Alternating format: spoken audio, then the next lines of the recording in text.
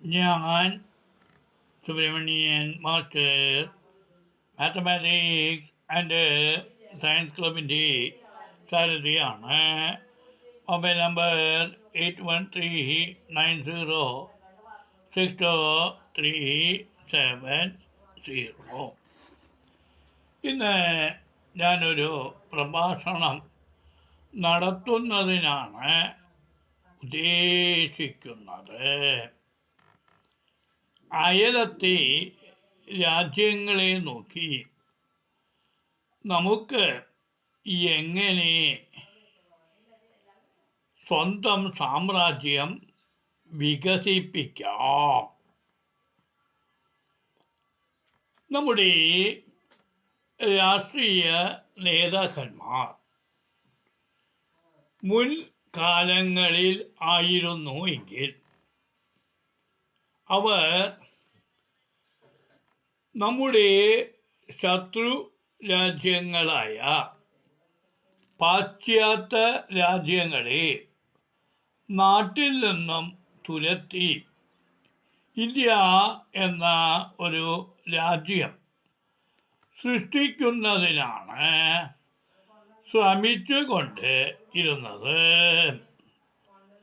എന്നാൽ ആധുനിക രാഷ്ട്രീയ നേതാക്കന്മാർ നേരെ തിരിച്ചുള്ള ഒരു പ്രവൃത്തിയാണ് ചെയ്തുകൊണ്ടിരിക്കുന്നത്. നമ്മുടെ സംസ്കാരം മുഴുവനും നഷ്ടപ്പെടുത്തി എങ്ങനെ നമ്മുടെ നാട്ടിൽ പാശ്ചാത്യ സംസ്കാരം കൊണ്ടുവരാൻ പറ്റും എന്നതിനെക്കുറിച്ചാണ് അവർ അതിഗംഭീരമായി ചിന്തിക്കുന്നത്. എങ്ങനെ ഇന്ത്യയെ അറേബ്യൻ കൺട്രീസ്, അതേപോലെ തന്നെ യൂറോപ്യൻ കൺട്രീസ് എന്നീ രാജ്യങ്ങളെ പോലെ ആക്കി തീർക്കുന്നതിന് എന്താണ് ചെയ്യേണ്ടത് എന്നുള്ള ഒരു ചിന്തയിൽ ആണ്. അതായത് ഇവിടെ നിന്നും നമ്മൾ തുരത്തിയ പാശ്ചാത്യ രാജ്യങ്ങളെ അനുകരിക്കുന്നതിനാണ് ഇന്ന് നമ്മൾ ശ്രമിക്കുന്നത്.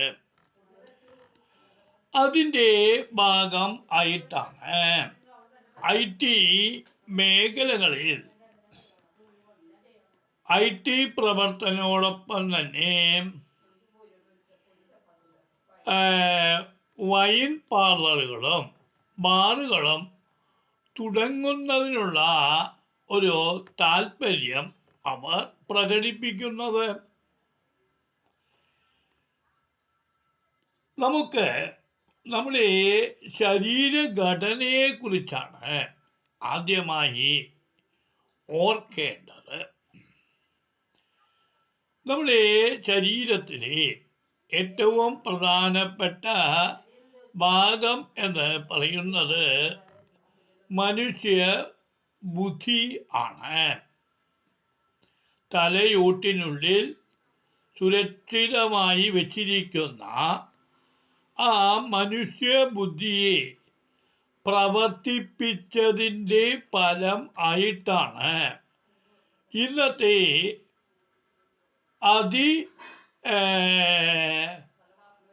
വിപുലമായ പുതിയ ലോകം സൃഷ്ടിക്കപ്പെട്ടത്. പ്രഗത്ഭന്മാരായ മുൻനിര ശാസ്ത്രജ്ഞന്മാരായ സർ ഐസക് ന്യൂട്ടൻ,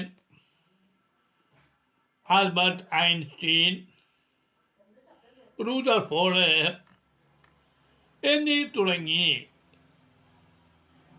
പ്രഗത്ഭന്മാരായ പലരുടെയും പ്രവർത്തന ഫലമായിട്ടാണ് ഇന്നത്തെ ആധുനിക ഇലക്ട്രോണിക് യുഗം ഉണ്ടായിരിക്കുന്നത്. അവർ അന്ന് ഇങ്ങനെ ഒരു ലോകം സൃഷ്ടിക്കപ്പെടുന്നതിന് അവരുടെ ബുദ്ധിയാണ് ഉപയോഗിച്ചത്. അത് ഉപയോഗിച്ചിട്ടാണ് ഇങ്ങനെ ഒരു ലോകം അവർ സൃഷ്ടിച്ചിരിക്കുന്നത്. എന്നാൽ ആധുനിക ജനത അവരെ പിന്തുടരുന്നതിന് പകരം എൻ്റെ ബുദ്ധി അവിടെ സ്വതന്ത്രമായി തന്നെ നിൽക്കട്ടെ, ചലിക്കാതെ തന്നെ നിൽക്കട്ടെ, യാന്ത്രിക ബുദ്ധിയിൽ നമുക്ക് മുന്നോട്ട് ഒരു ബുദ്ധിമുട്ടുമില്ലാതെ പോകാം എന്ന ഒരു ലക്ഷ്യവും ആധുനിക തലമുറയ്ക്ക് ഉണ്ട്. അതിൻ്റെ ഫലമായി ആധുനിക തലമുറയുടെ ബുദ്ധി ഇന്ന് ശൂന്യാവസ്ഥയിലാണ്. എങ്ങനെയാണ് ഒരു മനുഷ്യ ശരീരം പ്രവർത്തിക്കുന്നത് എന്ന് ശ്രദ്ധിക്കുക. എഴുത്ത്, വായന എന്നിവയിലൂടെ സ്വതസിദ്ധമായ ബുദ്ധിയിൽ ശേഖരിക്കപ്പെടുന്ന വിവരങ്ങൾ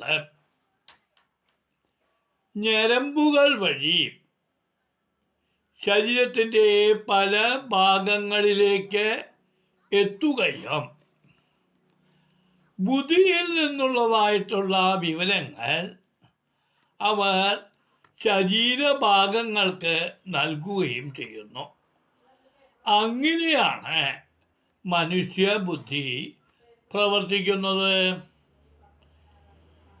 ആധുനിക ജനതയുടെ ബുദ്ധിയിൽ സ്വാഭാവികമായിട്ടുള്ള വിവരങ്ങളൊന്നുമില്ല. എല്ലാം മൊബൈലിലോ നെറ്റിലോ ആണ് കിടക്കുന്നത്. ആവശ്യമെങ്കിൽ അവർ അത് നെറ്റിൽ നിന്നും എടുത്ത് ഉപയോഗിക്കുന്നു. അങ്ങനെ വരുമ്പോൾ ചില പ്രത്യേക സാഹചര്യങ്ങളിൽ അവർക്ക് ബുദ്ധി ഉപയോഗിക്കേണ്ടതായിട്ട് വരുമ്പോൾ മൊബൈൽ ഫോണിൻ്റെ അടുത്തേക്കോ ഇൻ്റർനെറ്റിൻ്റെ അടുത്തേക്കോ ഓടി വിവരങ്ങൾ ശേഖരിച്ച ശേഷം മാത്രമേ അതിന് ഒരു ഉത്തരം നൽകുന്നതിനായി കഴിയുകയുള്ളൂ.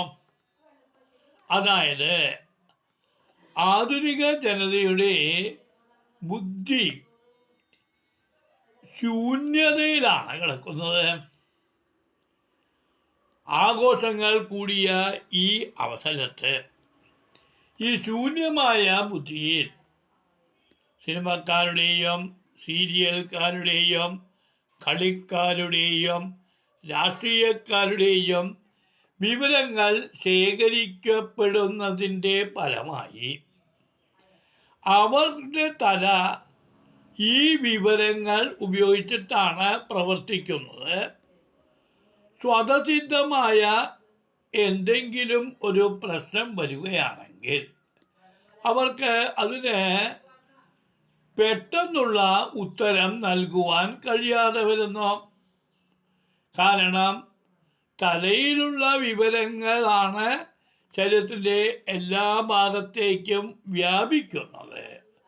അപ്പോൾ ഒരു സെലിബ്രിറ്റി ആവാനാണ് ഇവിടെ എല്ലാവരും ശ്രമിക്കുന്നത്. അങ്ങനെ എല്ലാവരും സെലിബ്രിറ്റി ആയിക്കഴിഞ്ഞാലോ ഈ ലോകത്തിൻ്റെ നാശനം അവിടെ നിന്നും ആരംഭിക്കുകയാണ് ചെയ്യുക.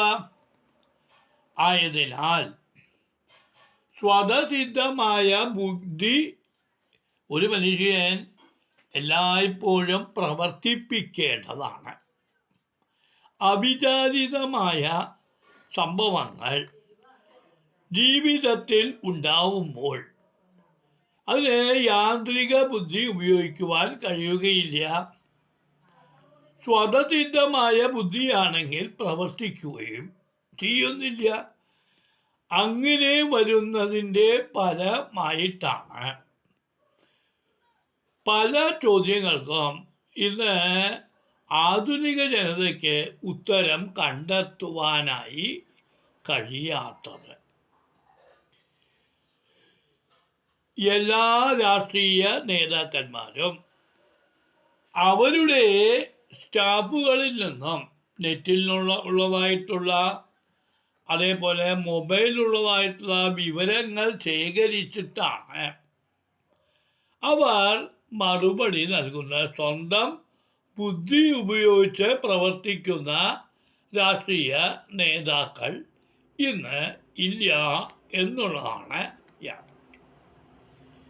ഈ ഭരണപക്ഷം പ്രതിപക്ഷം എന്നൊക്കെ പറയുന്നത് യഥാർത്ഥത്തിൽ ഒരു തർക്കശാസ്ത്രത്തിൻ്റെ ഭാഗമാണ്. രാജസദസ്സുകളിൽ പണ്ഡിതന്മാർ തർക്കത്തിൽ ഏർപ്പെടുകയും ആ തർക്കം സത്യസന്ധമായി നടക്കുകയും ചെയ്യുന്നതിൻ്റെ ഫലമായി സത്യങ്ങൾ പുറത്തു വരുന്നു. ആ പണ്ഡിതന്മാർക്ക് സ്ഥാനമോഹമോ പണമോഹമോ ഇല്ല.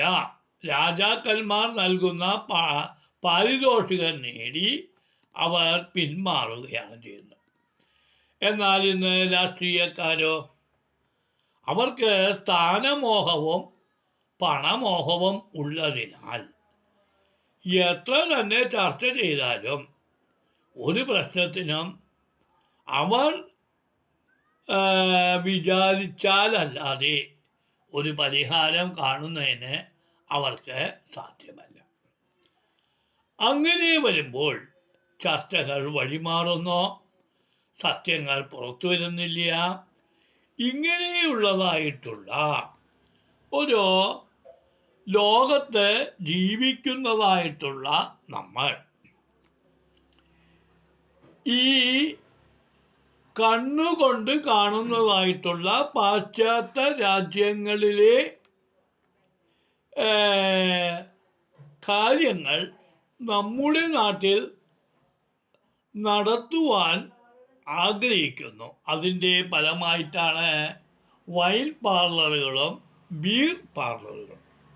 കൂടാതെ ജനങ്ങൾ ഏറ്റവും കൂടുതലായിട്ട് ഉപയോഗിക്കപ്പെടുന്നതും ജനങ്ങൾ ഉപയോഗിക്കുന്നതിൻ്റെ ഫലമായി ഗവൺമെൻറ്റിന് ഏറ്റവും കൂടുതൽ വരുമാനം ഉണ്ടാവുന്നതുമായിട്ടുള്ള ഈ ഒരു സംവിധാനം എന്നാണോ നിർത്തുവാൻ കഴിയുന്നത് അന്നേ സമസ്ത സുന്ദരമായ ഒരു ലോകം കെട്ടിപ്പടുക്കുവാനായി സാധിക്കുകയുള്ളൂ. ആയതിനാൽ IT പാർലറുകളിലോ മറ്റ് സ്ഥാപനങ്ങളിലോ പാർലറുകൾ തുടങ്ങാതെ അവരുടെ ബുദ്ധി പരമാവധി ഉപയോഗിച്ചുകൊണ്ട് ഇന്ത്യ എന്ന രാജ്യത്തെ ഇന്ത്യയായി വളർത്തുവാൻ ശ്രമിക്കുക. എന്നിരുന്നാൽ മാത്രമേ ഇന്ത്യക്ക് ഉയർച്ച ഉണ്ടാവുകയുള്ളൂ. നന്ദി, നമസ്കാരം.